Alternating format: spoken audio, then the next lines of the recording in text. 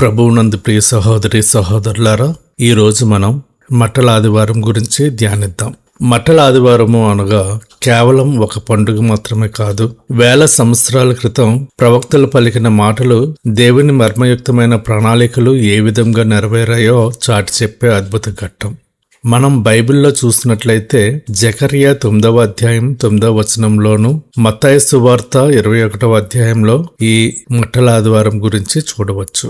యేసు ప్రభువు పుట్టక ముందు కొన్ని వందల సంవత్సరాల ముందే ఇది వ్రాయబడి ఉంది. ఈ ప్రవచనం ద్వారా దేవుడు రాబోవు రక్షకుని యొక్క స్వభావాన్ని, ఆయన రాజ్యం యొక్క విధానాన్ని ముందే వెల్లడించారు. సియోను కుమారి మిక్కిలిగా సంతోషించుము, యెరూషలేము కుమారి ఉత్సాహ ధ్వని చేయుము, నీ రాజు నీ యొద్దకు వచ్చుచున్నాడు, ఆయన నీతిపరుడును రక్షణ గలవాడును దీనరూపి అయిన గాడిదను గాడిద పిల్లను ఎక్కి నీ యొద్దకు వచ్చుచున్నాడు. ప్రవక్త అయిన జకర్యా సియోను కుమారి అని పిలుస్తూ వారిని అత్యంత ఆనందంతో గంతులు వేయమని కోరుతున్నాడు. ఎందుకంటే రాబోవాడు ఒక సాధారణ రాజు కాదు, సాక్షాత్తు దేవుడే అభిషేకించిన రక్షకుడు. ఇక్కడ నీ రాజు అంటే నీ కోసం, నీ సంక్షేమం కోసం వచ్చే నీ స్వంత రాజు. ఈ రాజు తన స్వంత అధికారాన్ని చాటుకోవడానికి రావట్లేదు, తన ప్రజలైన మనల్ని రక్షించడానికి వస్తున్నాడు. ఆయన పరలోకపు సింహాసనాన్ని విడిచి నీ వద్దకు, నీ హృదయం వద్దకు దిగి వస్తున్నాడు. లోకంలోని రాజులు అవినీతిపరులుగా ఉండవచ్చు, కానీ ఈ రాజు సంపూర్ణ నీతిమంతుడు.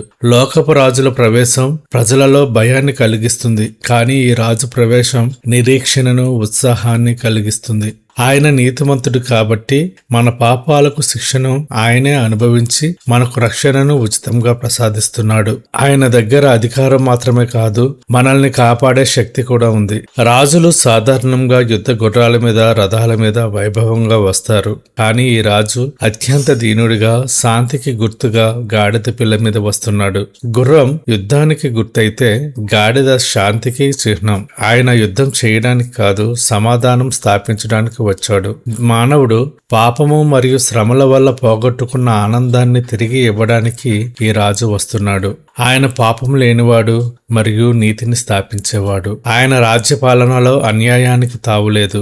ఆయన యుద్ధాలు గెలవడానికి లేదా ప్రాణాలు తీయడానికి రాలేదు. యేసుక్రీస్తు సైనిక బలంతో రోమా సామ్రాజ్యాన్ని పడగొట్టడానికి రాలేదు. ఆయన ప్రేమతో మానవుడు హృదయాలను జయించడానికి వచ్చాడు. ఆయన సమాధానకర్తయగు రాజుగా ప్రవేశించారు. మానవుడు ఎదుర్కొంటున్న నిత్య మరణం నుండి రక్షణ ఇవ్వడానికి, తన ప్రాణాన్ని పణంగా పెట్టడానికి వస్తున్నాడు.